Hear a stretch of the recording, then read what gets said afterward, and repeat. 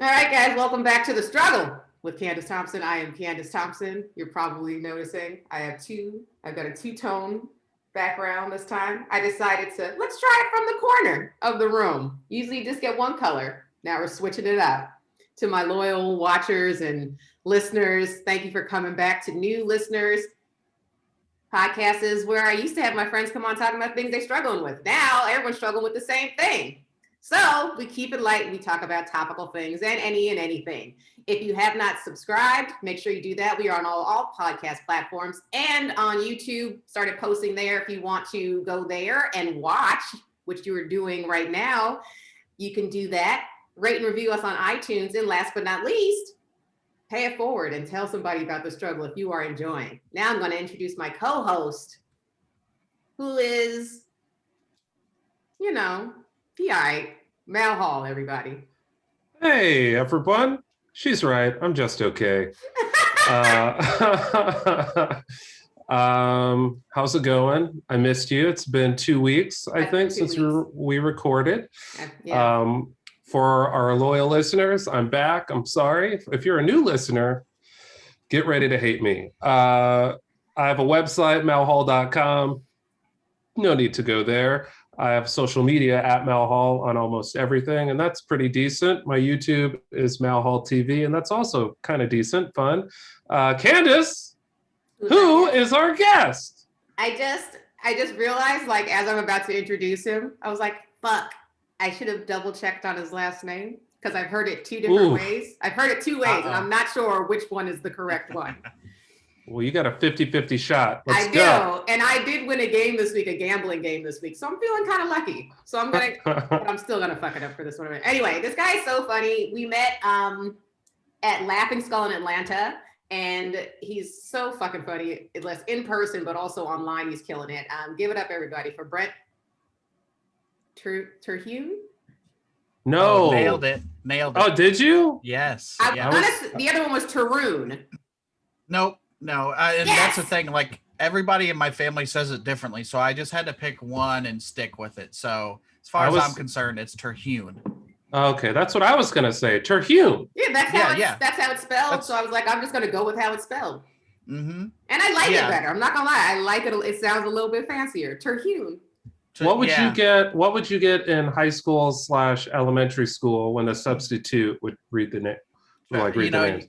And my brother would get Terhune because there's an E on the end. Or you would say Terhune, like that. And then you would say Terhune. Yeah, Terhune. Yeah. I'm sorry. Terhune are you referring? Because that ain't me. Yeah. And I had a few football coaches that said Tarhune, and you're not gonna correct a football coach. Whatever you say, coach. Yeah. Yes, sir. Yes, sir. We had a track coach in high school who would fuck up everybody's name. He got my name because my name is not that complicated. But my friend Deshawn, who was a girl, he would call her Dushan. And I think he added an S on the end of Stallworth, her last name. Dushan Stallworth. And he was white, but he was white, but I'm going to use an unpopular term here, but he was a wigger. And back then you could totally say that word, and that's what everyone would call him, not to his face, but he was a white dude, and he taught African American studies. Of course. He loved black people. His wife was black. He had a black stepdaughter. He wore dashikis. He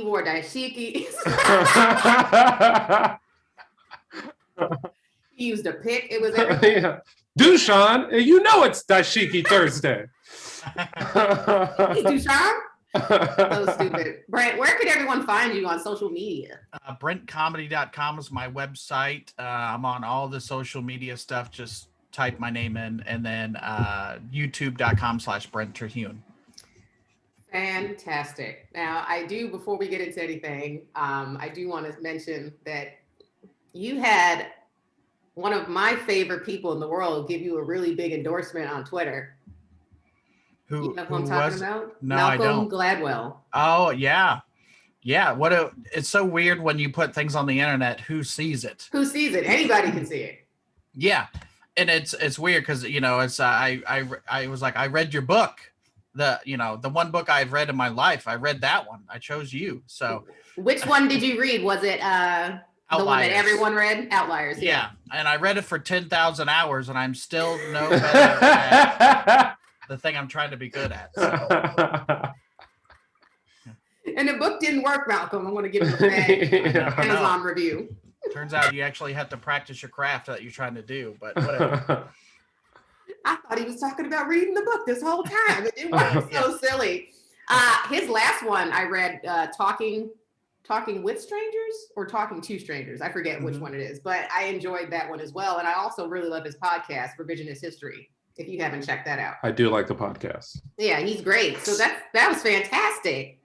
Yeah, it's so, like I said, it's weird when you put something on the internet, who sees it and who actually likes it.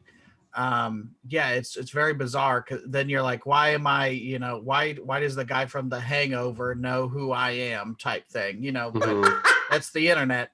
That is the internet. I got excited because someone told me, like, one of the guys that works on set with us, he's one of the crew guys, he was telling me that he was working on something with Dwayne Wade, and he showed him I had an Instagram post where I was talking about WAP, the music video, and how everyone is mispronouncing it and calling it WAP, and I'm like, that's clearly WAP. And he showed it to him, and he was like, Candice, he loved it.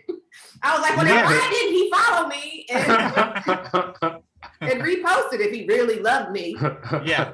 Yeah, it's never enough to be like, oh, I like that thing. And it's like, no, you need to like and subscribe and retweet and all that stuff. Join my mailing list. If you're a real fan, Dwayne. Prove it.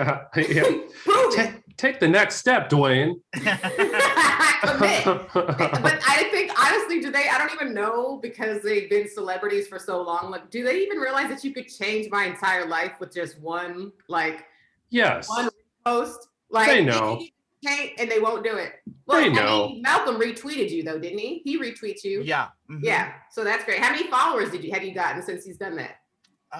It's hard to tell. It's the beginning of this year has been weird, because I started with like about 20,000 followers, and now I'm up to 350,000. That's followers. amazing. Jeez Louise. Yeah. So Brent is so funny. Like, Brent. Jeez. Nat, we share the same manager, and Nat, was she, I don't know if she was repping you at the time when we met in 2017 at Laughing Skull, or was I think so. She's been a ride or die for a long time. So she's the best. Yeah, she's the best.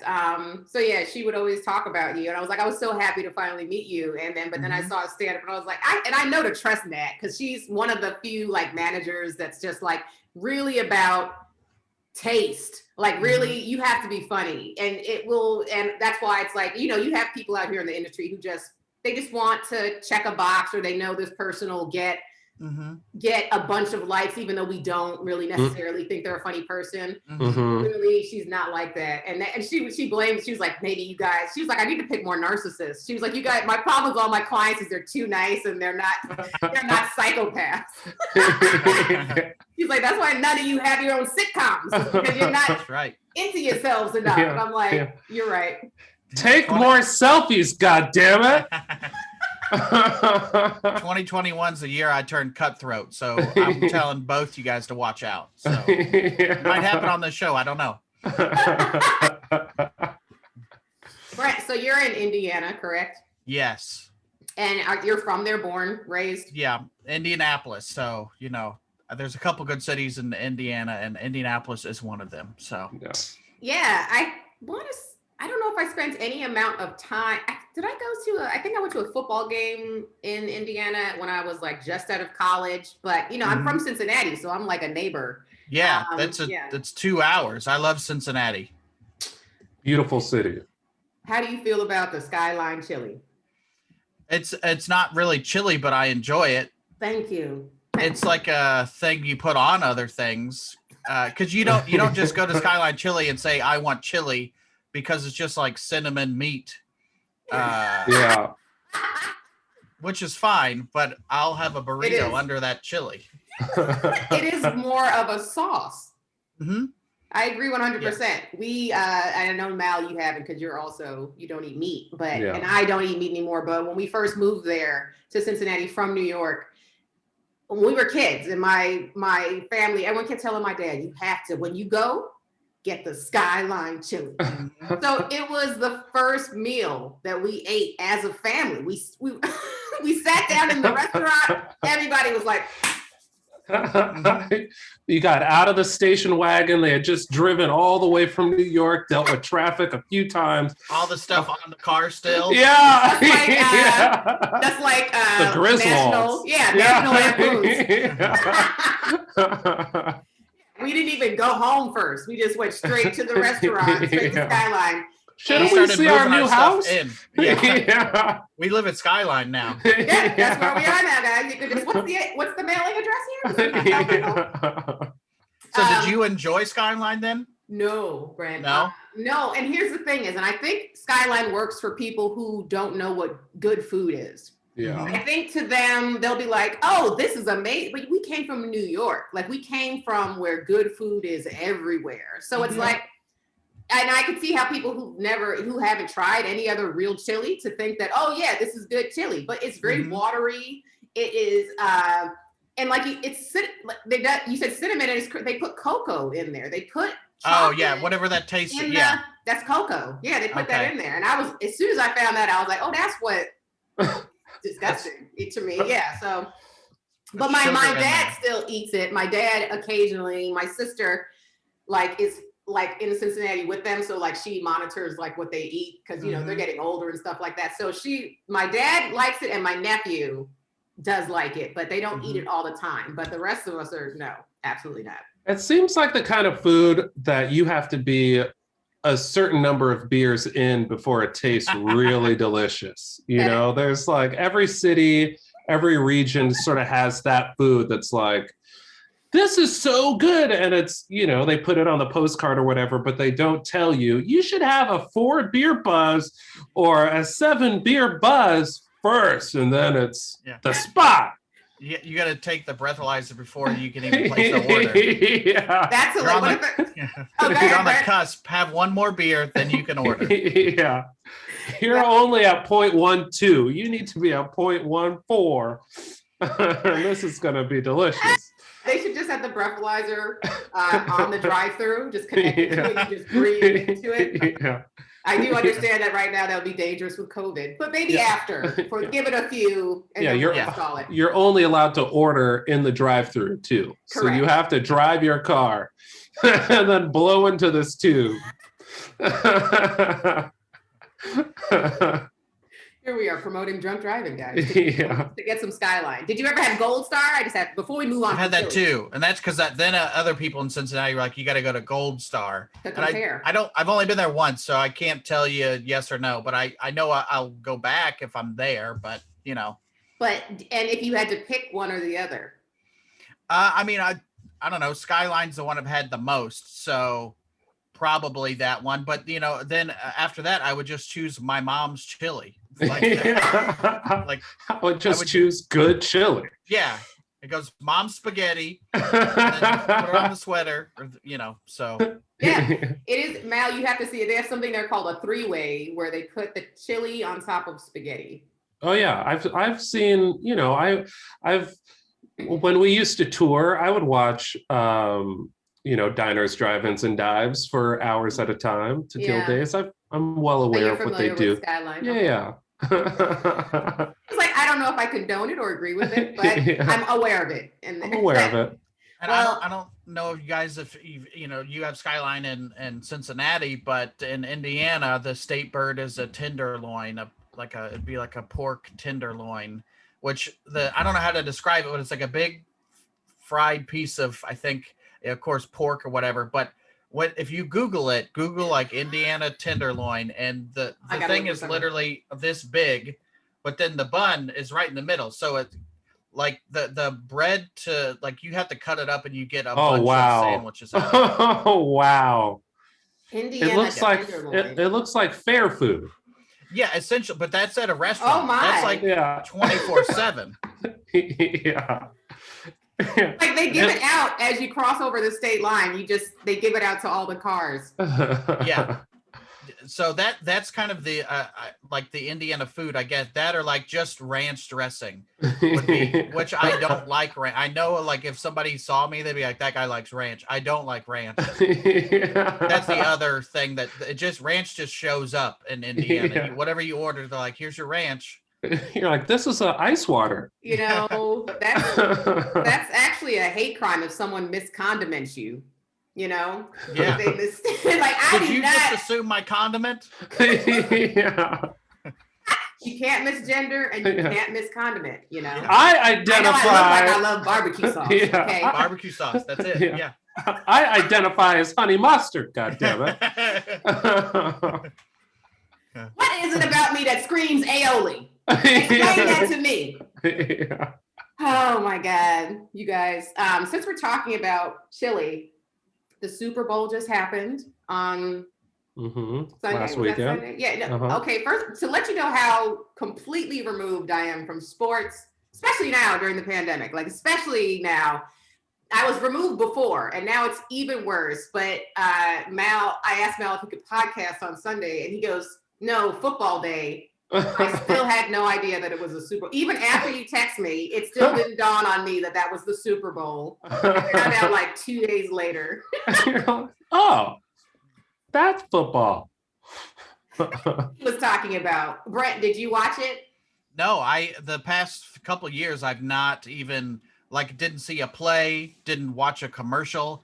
And this thing is, like, I like football. I played it in high school, but I just don't care. And I should, because I like to comment on whatever's going on in pop culture in the world, but it's just a thing where it's just like I haven't watched it, but I do enjoy the memes. That's the thing with the internet. You get like the brief version of what happened. Yeah. So I just know it was the weekend running around in some kind of fun house type thing. Yeah, what I saw some people tweeting, and I was like, okay, I might have to actually watch this performance after it happened somewhere online, only because people were like, were those thongs? Oh, they said not thongs, they said jock straps. That's what I saw. People were writing, were those jock straps on their faces? And I was like, now I'm gonna but I still haven't looked up the performance. Mal shaking his head. Was it not? It was not worth it. It was not good, and I feel bad because we're all performers, and I don't know. It's like hard to just imagine how, like, the Super Bowl halftime show is like the pinnacle of your career if you're a musician. You know, it's like, I mean, 55. I don't even know if they had a Super Bowl halftime show at the first one. I don't know how many halftime shows they've had. Band. Yeah. It literally was, because on my podcast called the Cafeteria Podcast, we talked about Super Bowl stuff, and I was like, I don't know, but I'll look up the halftime shows. So literally it was like two different marching bands. Oh wow. Yeah. Okay. So only 55 of these games, but it's like, the whole world watches, and he spent $7 million of his own money, he's just like, all right, let's watch this show. I don't think I know the Weeknd songs, but I'm sure I'll know a couple if he's the halftime band. I'm young. And then you watch the show and it's like, yo, you had a bad set, dog. That was a bad set. Someone gave him the light. They were like, it's like, come on, man. Get off the stage. Yeah. So wait, since I didn't watch it and Brent didn't watch it, but so I don't even know how they did it. So they did it all virtually, the Super Bowl? Was there nobody in the... No, they had 22,000 frontline workers, I think. Like medical people were allowed into the stadium, and then the rest of the stadium was all cutouts. So there were people there to watch it. I know, like, why would you put cutouts? Cutouts. It's like, we know that no one's there. Like, just... That's what y'all wasting this money on? Yeah. Meanwhile, all of America is still waiting on stimulus checks. Yeah. Let's put some cutouts. Let's make some fake people. Yeah. Elvira cutout on the video version. She was actually at the Super Bowl, and she Hilarious. said she enjoyed it very much. So have some respect. Yeah. Have respect for the only cutouts I've ever owned was when I was a little girl, when I used to love New Kids on the Block. And I had a big cardboard cutout of all of them. I was crazy though. I had that, but I also had like Joey was my favorite. So I had Joey pillow. I had like shoelaces, t-shirts. I had the same hat that he always wore. But other than that, I'm a novice when it comes to cutouts. That's how I know. Yeah. Go for it. I was gonna say that my wife is a big fan of Elvira. We love horror stuff, so I got that for her. Okay. But it's but I've never been a cutout guy myself. This was the first one. So wait, does she have other cutouts? No, we're not a cutout house. Okay, you said it was just you that wasn't. I was like, but your wife though. Yeah. You got like a Vin Diesel cutout. She has the Morgan Freeman over there. When you stay at Brent's house, it's like, this is the guest room, and there's just cutouts standing over the bed looking at you. Go to sleep. Yeah. Terrifying if you think about it. I was going to say, Candice, I know you grew up with more money than me because you had the cutouts and all the paraphernalia. Like, I wanted like a Michael Jordan cutout growing up, but we couldn't afford it. So we would just go to whatever, like when we would walk through the mall, I would ask my mom, can I go into what was that music store that shut down? Like Miller's Outpost or something. Or FYE. Yeah, Sam Goody. Like, I remember that one. Any of those stores that had the posters on the wall, I would, as a little boy, I would just flip the posters and imagine what that would look like on the wall, and then stand next to the cutouts and be like, oh, if we only had money. Like, we barely have money for food, but I wish we had enough money for you, Deion Sanders, to come home. We don't need another mouth to feed in this house. Yeah. Did your mom just take like a big piece of cardboard and cut it out and then draw Deion Sanders on it in marker? Just write his name. Deion. She gives you tape and paper. It's whoever you want to be. This week you change the number. Change your face. Yeah. We would get cast off Sports Illustrated magazines and cut out the pictures of the guys that we liked and tape them on the wall. Those were our posters. Well, I did that too. I also had real posters. Don't get it twisted. I had real posters, but I only had one cutout. But yeah, I did that too. I would rip. I didn't care. Remember, like, it was like, what was it, Teen Bop or Teeny? I don't remember what they were called, but those magazines. I had crushes on so many people. That's a whole nother podcast, though. Yeah. What was I gonna say? Oh, you said you're a huge horror fan. What's your favorite horror movie? Halloween is my favorite, but then it constantly changes. The Shining is always great. And the ones I like, it's like saying you like George Carlin or Richard Pryor, where it's like, yeah, of course you like that. You know? Yeah. Right. There's one called It Follows that some people don't know. I saw that. Yeah, it's very divisive. That was the one with the STD? Yeah. Yes. Yeah. Mal's like, that sounds scary. Yeah. It's too real. Yeah. No, I actually enjoyed that one. I wouldn't say it's in like my top, but I did enjoy it. And even just reading the premise of it, I was like, oh, this is going to be like one of these bad B movies. Like, it's just supposed to be overly cheesy. And then I watched it and I was like, oh no, that was actually like a legit, like, I would say, because for me, my threshold for fear is very high. Like, it takes a lot for me to watch something and get scared. So nothing scares me. So I'm always looking for something that actually would like make me jump. And I wouldn't say that one made me jump, but I appreciated it. And I would recommend it to people for sure. Yeah. If you I don't know if you've seen the original Texas Chainsaw Massacre. That one is one that it's feels dirty and gritty. When you feel like you want to take a shower afterwards. So that's probably a scarier one. We should do a watch along. I'll come back. We'll watch Texas Chainsaw Massacre. Yeah. I would love that. I've only seen the one with Jessica Biel. I think that was like from 2003. The remake. Yeah. The remake. Yeah, that's the only one. And I hear that one is actually kind of similar to the first one, but I mean, maybe I'm wrong because I haven't seen it. But yeah, no, I think because, and I'm not like a huge gore person either. So like where limbs are getting cut off, that's not my favorite genre of like scary movie either, but I will do it once in a while, especially for Brent. I'll watch that with you. You're more of a psychological. Yeah. Okay. Yeah, but I also do like the Halloweens. I like those because there's not a lot of gore, There is Right. like there's some gore, but it's like I don't need to physically see people getting. It's inferred. It's Correct. inferred what's happening. Correct. And really, sorry to be a nerd about it, but Texas Chainsaw Massacre, there's really no blood. It's all inferred too. Oh. And then when the slasher craze started in post 1980, then there's a lot of blood. But before that, there's not. But sorry to be a nerd about it. No, I wanna. That's why I brought it up, because I wanted to talk about this, because I know it's not Halloween time, but Yeah, I know. Since you're a nerd about this, answer me this, and maybe you don't know, but there came a point where I realized that there are scary movies available all throughout they put out scary movies, and I'm not saying like right now in the pandemic, but like pre-pandemic, I noticed that they made horror movies like year round. But I could have sworn at one point they only did it around Halloween. Am I making that up? Is that like a memory that I created, or have they always put out scary movies year round? I think they always have put them out. Especially like just a couple days ago, there was an anniversary of one called My Bloody Valentine. Of course, Valentine's Day is coming up, so that's very holiday centric. Right. But I think they've always put them out. But then sometimes you get the ones that are shittier.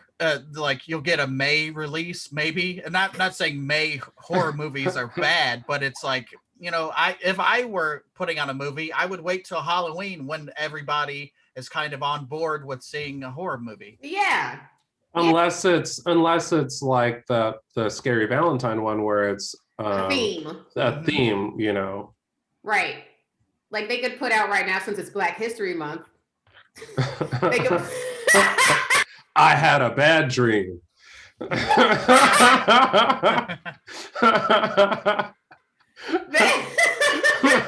Where Martin Luther King Jr. comes back from the dead as a zombie.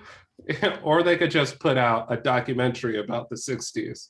Yeah. I was going to say, or they could just release any slave movie that they've ever put out, and that's scary enough. Rosa Parks, The Ride. There was one recently called Antebellum. Yes, I didn't watch that one. That one's really good.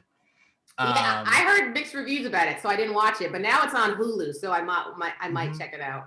I liked it. And I just listened to a thing about the directors, and they were talking about it. But yeah, I thought it was good. I like it. I hate to tell people that there's a twist, because then you're looking for it, but it's a good twist. Oh, okay. Wait, I was gonna ask. Oh, there was another one on Hulu that I just watched called Bad Hair. Have you heard of this? I haven't seen that. No. No. This is a spoof of Chris Rock's movie. A Good Hair or whatever that. I mean, kind of. Kind of, because in his documentary, he's talking about good hair versus bad hair, and like what Black women have to do and the process of it. But this movie is about a weave that gets possessed, and it's but it is not as bad as what it sounds like. Like when I watched it expecting it to be like so cheesy, another like bad B movie where it's just like, oh, you did this because it's like just to make fun of it. Mm-hmm. But no, it is actually like not that bad at all. I would even say check it out, because it is interesting. I did get I think it was a little bit too long, so I did get a little bit bored towards the end. Mm-hmm. And I will say this, Kelly Rowland is in it, and she plays a pop star, which she is, but she plays kind of like it's kind of like if Jodie Watley and Janet Jackson had a baby. Kelly Rowland is this character, and there's a song that she sings in the movie that is catchy as fuck, and honestly, I think better than any music she's ever put out. I was just listening to it on repeat, like, okay. But, yeah, it's not bad at all. I would say check it out. Bad horror. Horror is one of those weird things where you celebrate a bad movie. Rarely do you watch a drama and be like, this is a piece of shit, let's watch this. Yeah. I mean, actually, I do. Oh, well. I love bad things just so I could make fun of them. Yeah. No, I definitely agree. It's either it should be really good or so bad that I love it. Yeah. There's no in between. Don't be okay. I don't want you to be okay. No. Yeah. No. Yeah. And I got nothing for it. You have to be so good you're great, or so bad you're good. Yeah. Precisely. There was one movie that I went with Gerard. This was like, I mean, years ago, because he don't live here anymore, but Gerard Carmichael, he was out here. I think it was maybe 2014 that we saw. I don't know. It was a Spike Lee movie that we went to specifically because we knew that it was going to be bad. Because that's what we would do. We'd go to movies and make fun of them. Yeah. Like, that's just what we did. And we'd make sure that the theater was empty because we would get loud. But it was always hilarious. Like some of our best sets happened at the ArcLight. Yeah. And so we went there with this in mind, like, oh, we're going to clown. And it was so bad that we left. Like, paid for it. And like, we're sitting there for maybe 25 minutes and was like, this is terrible. Yeah. And we just ended up, it was Spike Lee's Red Hook Summer. That's how, yeah. So I do not recommend that one. I've only walked out of one movie, and it was Splice. It was. I remember that. What was that about? It was like some kind of, I think it was like a sci-fi alien type movie, and it was the dude from The Pianist was in it, and I went with a friend, and it was at the time when I wasn't paying money for movies, so I had went for free. Yeah. And I think 15 or 20 minutes in, we both looked at each other and we're like, what have seen enough? Yeah, we're kind of good here. Yeah, Adrian Brody. Yeah, what happened to him? Like, because he was hot for a minute right after The Pianist, and then I even remember when he was at the Oscars with Halle Berry, and they had that big dramatic like kiss that moment. But I don't feel like people have talked about him since then. Maybe he's just enjoying his money. It's probably because you walked out. He heard. He was like, I'm done. He's like, he's not getting a cardboard cutout of me. So I'm just going to retire. You guys, I told you before we started recording that, and this is such no segue. Fuck a segue. Yeah. I told you before we started recording that I wanted to discuss something because I had a conversation with a friend of mine just recently, and I was like, that's interesting that you feel that way. So I was curious if other men felt this way as well. We were talking about circumcisions because we saw a post on somebody's Nextdoor app. It was a woman who had just had a baby, and she took it to the community to ask whether or not she should have her baby circumcised. Wow. And I don't know if she had I can't remember if she had just had him or maybe she was about to go into labor. I can't remember if it was pre or post, but she was asking the neighborhood for their feedback. What a time to be alive. Oh my God. We're the worst. Is it the worst? So I was talking with my friend Chinadu, who's also a comic, and he was kind of like anti-circumcision, which is fine. I know a lot of people are anti-circumcision. I know a lot of cultures don't circumcise at all, but he said, wait till the kid can make the decision himself. And I was like, but by then he'll remember the pain. Like, I don't think that's a thing that you want to recall. Like, I don't think, at least when the mom does it, when the kids, if you will never remember what that feels like. Yeah. And then he was like, but just take pain pills. And I was like, I don't know if it's that easy, Chinadu. That's how you know Chinadu's never been around children. Just wait until he's 14, and if he's getting made fun of enough, just cut that shit off. You know your favorite thing? They're going to cut it. Yeah. You know how it hurts if someone just accidentally grazes you in that area? Yeah, we're going to take a knife to that. I don't even know that honestly to me sounds like a procedure where they wouldn't even fully put you out. Like, I feel like you would still be awake and they would just numb that area. So be like the dentist. Yeah, because it's not. And you're going to feel a pinch. Yeah, it's not a major surgery. Yeah.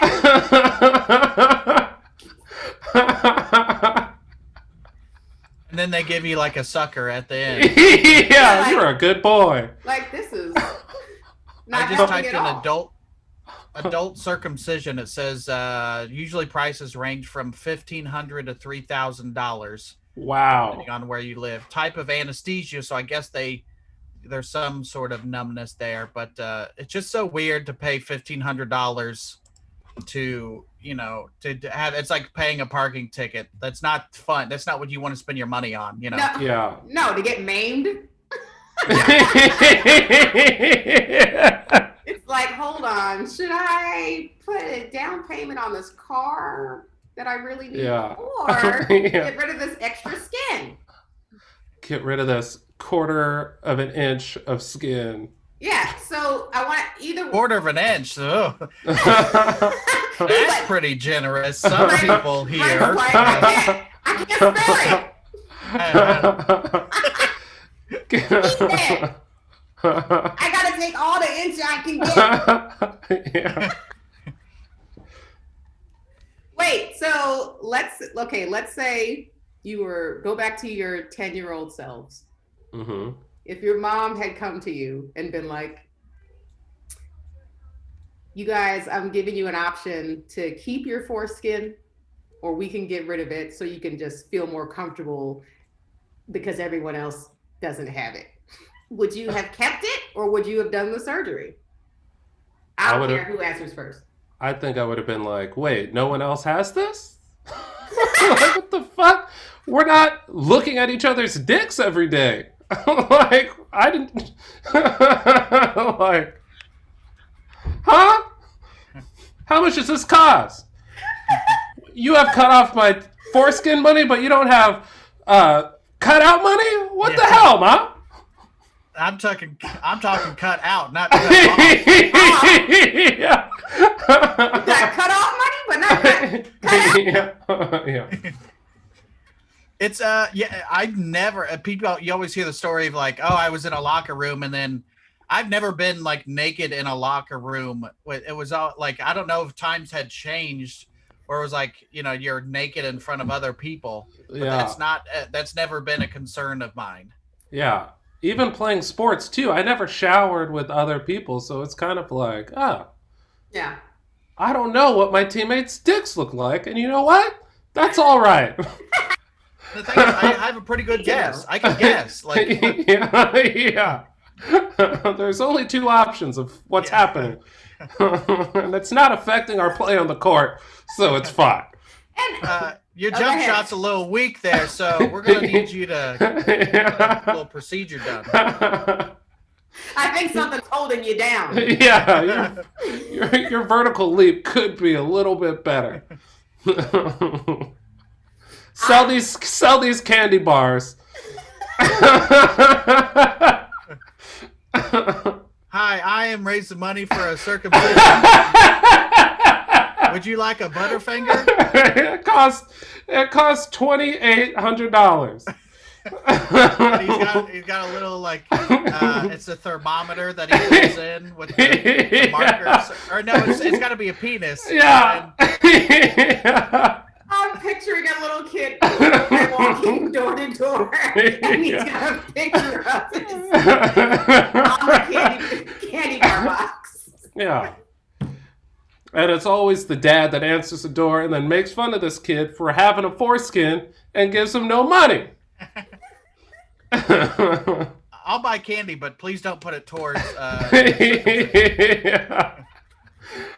Like, I don't want anything to do with that. Oh my god. Oh my god.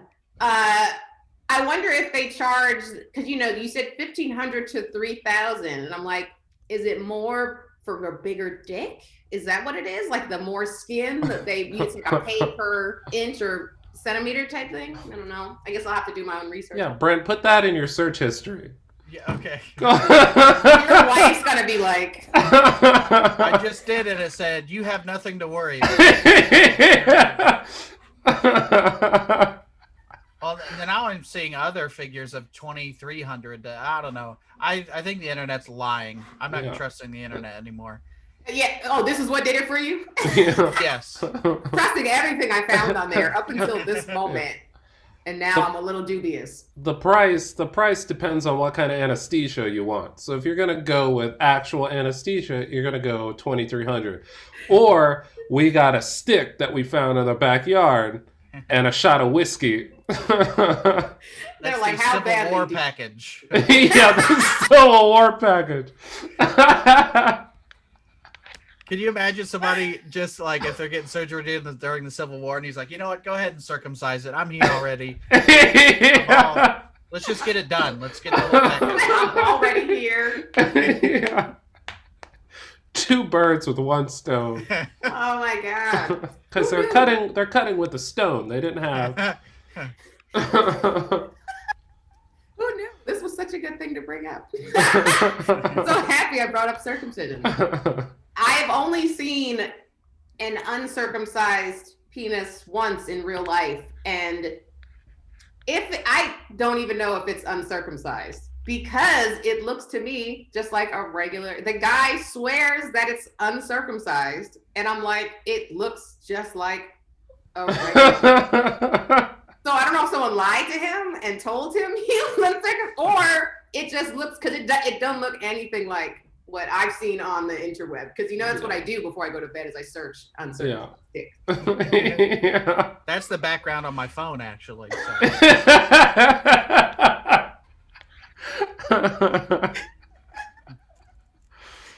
Oh boy. I love both of you.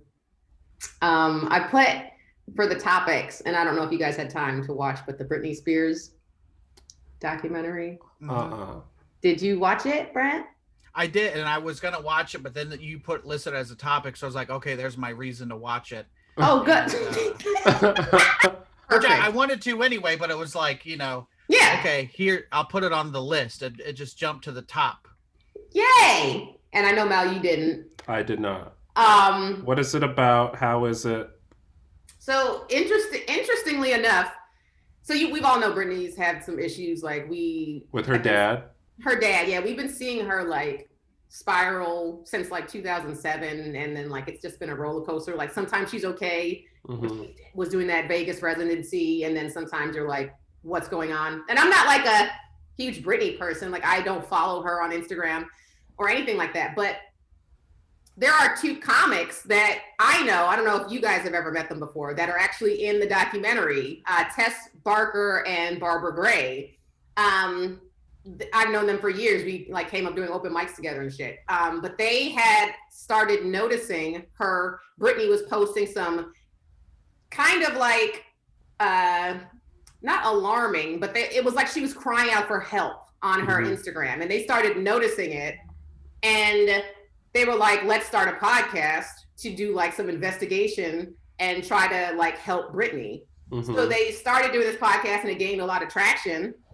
And I don't know if they're the reason why this documentary happened. I don't know if they instigated it. But if they did, that's great, because now people are talking about it and are trying to help her. But Britney basically has been in a conservatorship relationship with her father. Her father is her conservator. And basically that means he has control over her money, her life. Like she basically can't make any decisions without him like controlling her. Because he set that up from when she was just popping off? No, only 12 years ago, I think. Like when What? you remember those pictures of when she shaved her head and Yeah. I think that was that time, right, Candice? I think they said that he's been her conservator for the past 12 years. Okay. So okay. it was probably not long after that though. Yeah. I think that is what like triggered it though, was like people were watching her kind of lose her mind, and then everyone thought it was a good thing that like finally her father is like getting involved and being like, I'm gonna take over now. But according to the documentary, and I don't know anything about the man, but if I just know Hollywood parents, a lot of them are pieces of shit. And according to this documentary, he was one of these people that's just like in it for the money, like wasn't really involved with her life, but like here for the checks. And so I don't know if people were aware of that at the time when he took over her career and her life, but now they're aware of it. And so the posts that she's been putting on Instagram have been like really like bizarre to the Those point dancing ones, right? Where she was just like doing her little wild, dances, but also she like speaks in like a baby voice. It's really like you've heard her speak before, and it's like she doesn't talk like that. And it's kind of like, guys, look what I did. And she had like a piece of soap that was like in the shape of a rose, And then she goes, look, guys, it's a rose. And then she puts it underwater and it dissolves. And she's like, it's actually soap. Just kidding. It was soap the whole time, guys. And yeah, in the video, she's already in the tub. I know what that She's in the is. tub. Where it's like, it's some kind of bath bomb, or whatever. Right. So it's like, clearly you're not fooling anybody. But it was weird for her to be. It was very. I watched it with my wife, and she's like, "This is very Michael Jackson-esque," where he's like in the tree and like. Yeah. And obviously she's not in a tree, but the way they spoke, right. And it reminded me. I don't know if you guys have ever seen the movie called Love and Mercy, but it's about Brian Wilson from the Beach Boys. And I have to go back and do my research, so don't quote me on this, but he was like, I don't know if it was the same kind of conservatorship or whatever, somebody had a power of attorney, but like this doctor was heavily medicating Brian Wilson and then would just sign him up to like do songs or whatever, and then eventually people found out because it's like he's just being mind controlled essentially with drugs. Yep, it is the same exact thing, and that's why. And I don't know, Brent, we don't know each other that well. Mal knows, but like I have a conspiracy brain, so like, and I also, it's not just that, but I also know like what happens to Hollywood stars after they get to a certain level. Like there are people that control them, and this is happening with Kanye West even, like when he even said it on like one of his, I think when he went to TMZ, he said something about they were pumping me with drugs. They were giving me like 12 different drugs while I was in this mental institution. So he admitted it. It's like they will take you and they will drug you, and it's like you're not yourself anymore. And I feel so badly for all of these people. Just because like the news just treats them like spectacle. Like that video with Britney went back in. Do you remember the one they showed in the documentary where she had her baby and she was driving and she had her baby? Like I remember when that happened, and everyone was just calling her a bad mom, and they were just shitting on her, and all the TMZ people were there, and it's just like, you guys, you're acting like you're doing this to like because you care, you want to help her, and it's like that's not helping her by your mate. And also, she said, my dad used to drive like this with me. And I was like, yeah, that was a different time, Brittany. That was like before car seats. And isn't she from like Kentucky or something? They probably still drive like that. Yeah, it's like a country thing. Like exactly. So to make her feel so badly, and that's the thing, is just with our celebrity culture, which I can't stand it at all. It's like everyone pretends to care, but it's like, no, you just like seeing someone suffering. And the documentary was very interesting to me, but I still think there's so much more to it. Like I think it just scratched the surface of. I've been talking this whole entire time. I was like, it's a very pop culture is a very build me up to break me down to build me up again type thing, and it's pretty disgusting that like we know what the code is. Like everybody knows the game, but we still. Or general public still is like, oh, I'm buying People magazine because I want to know what they're doing. It's like they're doing the same shit that you're trying to do. Exactly. Yeah, that was the thing that really I'm not disturbed because not much disturbs me because you just see it daily. But the paparazzi just hounding her day after day, and so many pictures of her just in the car. Like if you just said one more word to her, she was going to start crying. Because she can't go anywhere. And like I was telling my wife, like when you're a celebrity, there's a certain amount of that just comes with it. For sure. Right. Then she's like carrying her kid to the car and they're like, get out of the way, get out. And like, just, they would start fist fighting the paparazzi people over pictures, I guess. And it really reminded me of like a zombie movie when the two characters are stuck in the car and then all the other zombies are just like up against the glass. That's literally what it was, but cameras. Yeah. It was really, again, that comes with the territory of being a celebrity. Totally. But at a certain point, she's got a kid like in her, leave her alone, man. Yeah, no, people are just, they're ruthless. And again, it's because of this celebrity culture. Like we create that. Like if we just treated celebrities like regular ass people, those photographs, they said in that documentary, those photographs of her at that time, TMZ people, the paparazzi were getting $1 million for one picture. Oh yeah, that's why they were fist fighting. Right. So when that's that's on us as a society to say, I can't care about her life so much that that's what the value of a picture is of her. Yeah. And so we're creating this, and it's just. Well, that's the company is saying that they don't care about her life because all the sheep care about her life so much that they're like, let me get that picture. There's only like a handful of celebrities in our lifetime that have gotten this treatment because it's kind of a new thing. It's like a newer thing, Like, I don't know if you guys watched, I think you did, Candice. You said you watched The Last Dance, the Michael Jordan documentary. I did. I really liked it, yeah. Did you see that, Brent? No. Oh, so that's a really good one. But it was also like a peek into his life too. Like, he was on the same status for a time in America. He was the biggest celebrity in the world. And so when he would go to games, like, they have footage of him just like in the hotel. Like, that's all he could do. Get to the city, stay in the hotel until he went down to the game. And then the whole lobby of the hotel is full of fans and paparazzi and just like you're literally in a fishbowl like that. It's amazing to reach that level of success, but I don't envy that sort of. No, but it is also like, they know it's a choice for sure. Like you didn't have to, and he's a different case to me than I think Britney Spears and a lot of pop stars, just because when I think of like Michael Jordan, that's it. When you're in sports, it's like it's like a gradual, like you do this thing and then you just get good and good and good. You're in high natural school. progression, right?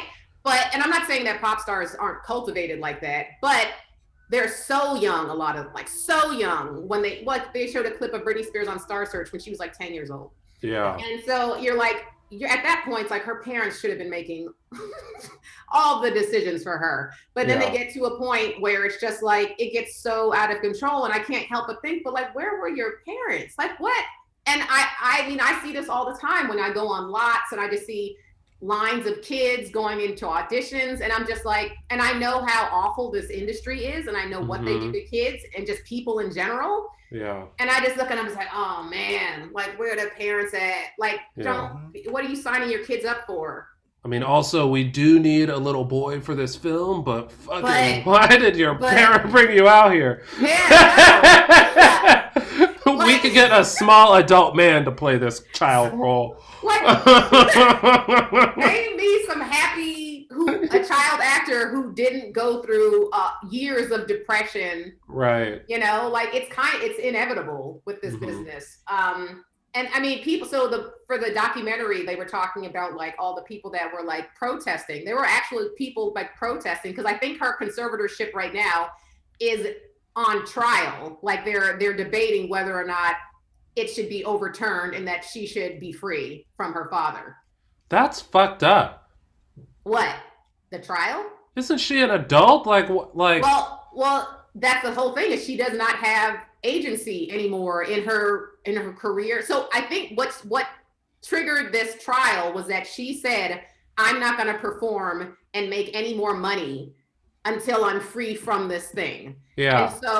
And of course her dad's like, of course, no, that's not right because I want more of your money. And work. He makes 1.5% of what she makes. So then they were like saying it's functioning in like a financial institution or whatever, or it's like now there's a clear business interest in there. And like I told my wife, I was like, if he just wanted some money, just be a good dad. Yeah. That's all that takes. Just if you're around, that it's not like you would expect it from your kid, but if you're a good dad. How many videos you've seen like, a baseball player's like, hey, I just paid your mortgage for Christmas. Yeah. Merry Christmas. Or it's like that kind of thing. That's such a great point. First of all, you should tell that as a joke because that's a great premise. Like just stick around. Yeah. You'll get it. Yeah. That's very true. He was clearly, I was watching that and I couldn't help but think of like also Amy Winehouse. She had a very shitty father.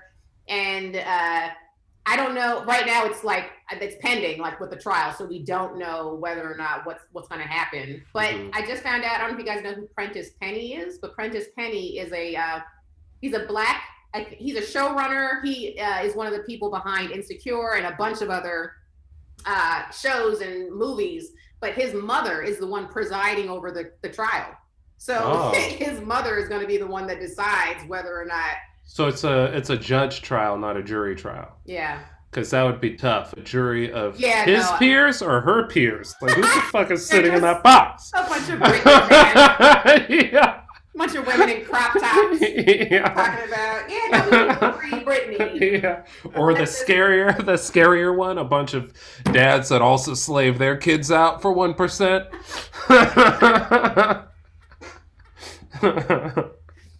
Yeah, no, I'm curious as to what's going to happen. But watching the people protesting, it made me think, like, because I applaud them for doing that. Like, those are the ride or die fans. Like, they're the ones that are out there literally marching with Free Britney.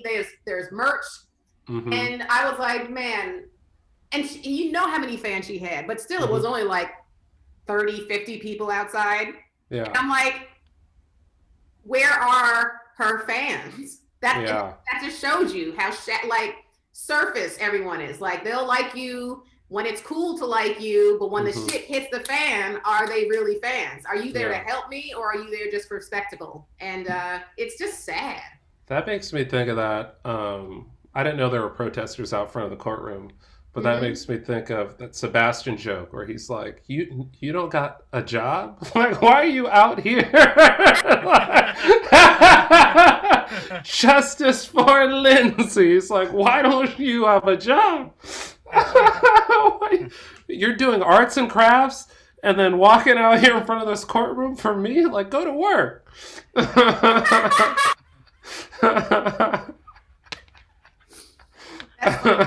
mean, I get it. That's funny, but at the same time, it did make me proud to see people rooting. Yeah. Yeah. Because if all of her fans and only like 30 people showed up, now I would have nobody fighting for me. Yeah. If this shit went down in my family, I would have nobody. Candice, I'd make a poster for you.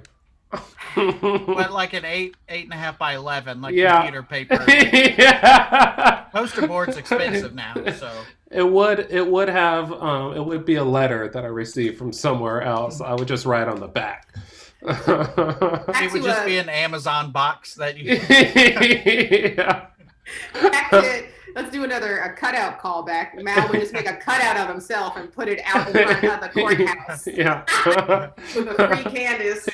Yeah. That's one my mom made for me. You could see it. It used to be Deion Sanders, Barry Sanders, all the Sanders. Bernie Sanders. Yeah, Bernie Sanders. Bernie. And I said Colonel. Yeah. All Sanderses. Yeah. Oh my God. Guys, this has been amazing. It's fun. That went quick. Yeah. It did go quick. It's already. Yeah, no. I was gonna say we could maybe, but it has literally. You tuned in at 1:02, and here we are at 12:02. Damn it. Yeah, no, we don't have enough time to discuss that. But anyway, Brent, you have been an amazing guest. I hope this was everything you ever dreamed. And more, to be honest. He's like, I think very low of most people's podcasts, but this was actually fun. No, it was a lot of fun. It's, to have a discussion about something that's not comedy per se, For sure. And I do I try to keep it light just because of the climate. And I just want to kind of try and make people laugh. But at the same time, if we need to, raise awareness about mental illness and I just get so frustrated with so many things now that it's hard for me to talk about serious things in general because I get very passionate about things. But I did watch that last night and shout out to Tess Barker and Barbara Gray for even finding that stuff and bringing it. People don't care anymore. No. They just and I'm guilty. We're all guilty, but it's just like we'll see something like that and it'll be like, oh, that's bizarre, and then just keep scrolling. Yeah. But I think all of social media is a cry for help, honestly. I think everybody on there, including myself, is just like, what are we doing this for? I mean, I know we have to because of our careers or whatever, but there are times where I just want to be like, I want I want nothing to do with this anymore, especially with all the censorship that's happening right now with big tech. Like that's something I think we all need to stand up for, regardless of your political views. Because right now it is all the right that's getting censored. But now that they're gone, who they gonna censor now? Just saying. Me. Yeah, they're coming for Brent. They actually told me. Jack Dorsey actually sent me a DM on Twitter and said, "Candice, what's this guy Brent talking about on here?" Big tech's trying to shut down Big Brent. So. Just saying, we all need to protest this. Yeah. I don't know how, and don't put me in charge of it because I don't know. And we all need to be aware. This is just the beginning. Thank you, Brent, for being here. You were delightful. No, thank you guys, and good to meet you, Mal, because we had not air quote. This is how you meet people now. So yeah, it is. It's nice to meet you. This was a very easy and awesome conversation. Yay. Yeah, good. That's I try to not make things awkward, except for right now. No. Yeah. Oh, I want to ask, because I see you have a record player there in your living room. That's what I forgot. The music. How long have you been collecting vinyls, and do you have house rules for the record player? No house rule. It's my house, so. Like when you have when it's a non-pandemic. Yeah. And you have people over, because I have a record player, and I went to someone's house that also had a record player, and they were like, "Oh yeah, these are the rules and it's fun. It's like the person closest to the record, when it's when it gets to the end of one side, has to flip it, or like sort of things like that. Like I'm thinking about typing one up and like having it above the record player." Yeah, my rule is don't touch my shit. No. Okay. No, and I encourage people to bring over their own stuff, because I have, what I like, but sometimes, when somebody else shows you something, then you're like, oh, I didn't know I even like this type of stuff. Oh, you have a take one, leave one policy. I like that. It's like at the gas station. Yeah. It's mostly just leave one. Okay. I'll take one, but you can leave one. And he's like, don't steal my shit. But yeah. That's actually a good party favor. If you know someone has a record player, just bring a record instead of. I mean, would you prefer a record or like a bottle of something? A record. Because that's more. Usually you give something that you like, so there's a reason that you like it. And this picture, that's all Christmas stuff. It's the Chipmunks and it's. Charlie Brown. My mom had that album. It brings back so many memories. Yeah, and that's the other thing. Besides just the music quality and collecting something, it's the artwork that you don't get with physical stuff anymore. Which again, I don't need any more records, because they cost a lot and they take up a lot of space. Right. But at least they're fragile. You know what I'm saying? So. Yeah. The artwork is just great, and it's different. It's a way to change out your wall decor without doing damage to the walls. Yeah. I like that setup. I'm going to steal that. Yeah, it's IKEA also for those shelves. It's also a good way, like the way you have it set up there is a good way for when you do have parties. Like people could put the next selection on deck, kind of like, I want to hear this one next, and sort of move down the line with who's selecting the music. I like it. Right. Yeah, and I've tried to every week just take a picture and be like, hey, what are you guys listening to? Because then I found other stuff, just where if you like so and so, then you'll like this. It's iTunes and Netflix, but real people. But with live people.